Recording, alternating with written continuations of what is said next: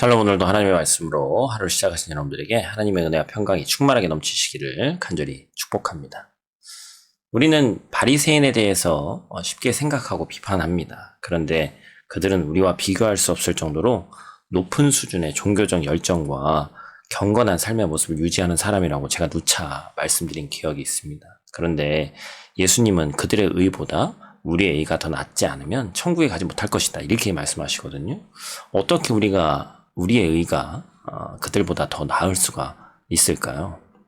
예수님께서 이 공생애로 활동하던 그 시대 당시 예수님의 그 말씀과 선포는 참 파격적이었습니다. 그렇기 때문에 예수님을 반대하는 사람들은 예수님을 쉽게 반율법주의자로, 소위 이단으로 몰아갈 수 있었던 것이죠.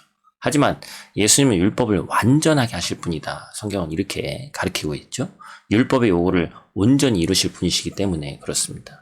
예수님은 어떻게 율법의 요구를 완전히 이루실까요? 바로 사랑으로 이루시는 거죠. 예수님은 온전한 사랑으로 율법의 모든 요구를 완전하게 이루셨습니다. 우리는 예수님의 말씀에 따라서 사랑 안에 거하고 우리 삶에서 사랑으로 이 율법의 요구를 이뤄야 하는 것입니다.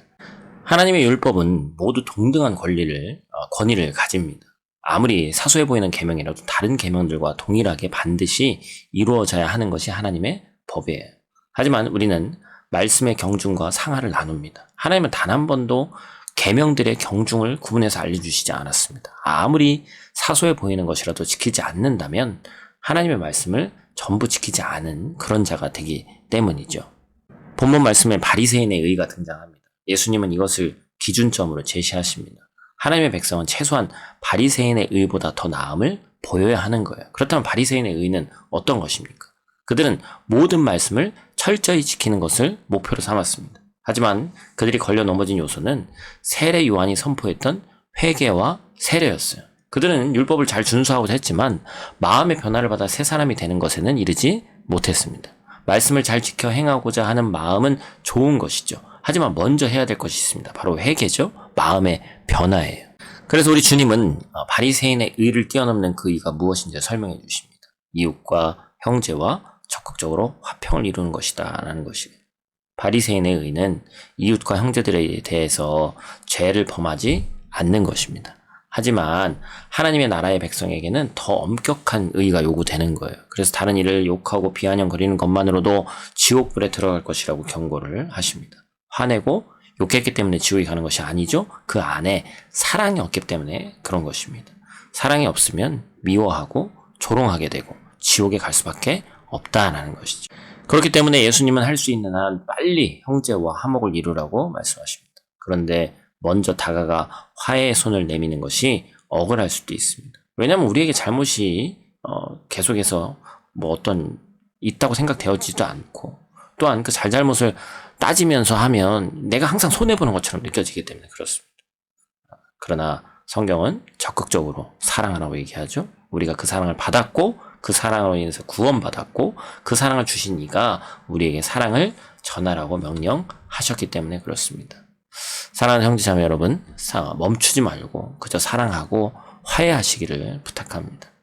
속 없는 사람 마냥 웃으면서 먼저 다가가시길 바랍니다. 우리의 자존심을 내려놓으시기를 부탁을 드려요. 그저 예수님께 받은 사랑으로 사랑하며 화평을 이루시기를 축복합니다. 이것 외에 우리가 선택할 수 있는 행동이 없다라는 삶의 자세로 살아가는 저 여러분들 되시기를 간절히 축복합니다. 우리 어린이들을 위한 메시지에서 가장 핵심적인 내용은 바로 의에 대한 부분입니다. 도대체 이 바리새인의 의가 등장하는데 또 그보다 더 의로워야 우리가 하나님 나라를, 천국을 소유할 수 있다라고 얘기하는데 이 부분을 어떻게 아이들에게 설명할 것인가. 참 이런 부분이 쉽지 않죠? 그런데 의롭다 하신다, 의롭다고 말씀하신다라는 그것은 우리가 예수님을 모든 순간에, 믿기 힘든 그 순간에도 예수님을 믿는 것이다. 그렇게 아이들에게는 이해를 시키고 또한 설명했으면 좋겠어요.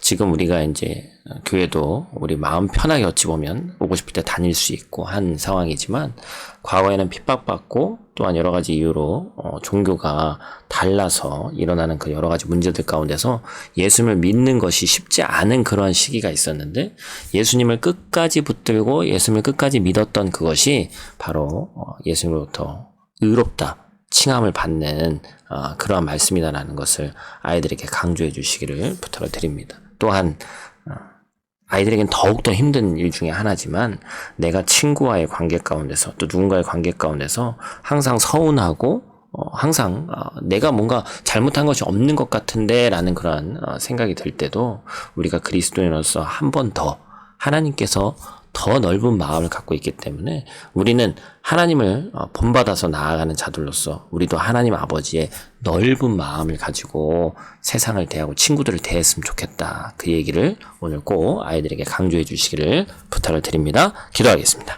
하나님, 예수님을 통해서 우리가 알게 된 율법의 근본 목적과 정신은 또한 그것을 위해서 이루고자 하시는 것은 회칠한 무덤과 같은 이 서기관과 바리새인들처럼 겉으로만 율법을 지키는 행위를 정죄하고 율법을 완성케 오신 우리 예수 그리스도를 믿고 나아가야 함을 오늘 본문 말씀 가운데서 다시 보게 하심에 감사를 드립니다. 지금 오늘 이 자리에서 주님의 말씀 앞에서 정직하게 우리 내면을 돌아보게 하시고 겉으로만 순종하며 마음은 세상을 따랐던 과거를 회개하고 주님이 원하시는 참 제자로 거듭나는 오늘 하루 될 수 있도록 하나님 함께하여 주시옵소서. 오늘 하루도 눈동자와 같이 지킬 줄 믿사오며 예수님께 하신 이름으로 기도드립니다. 아멘.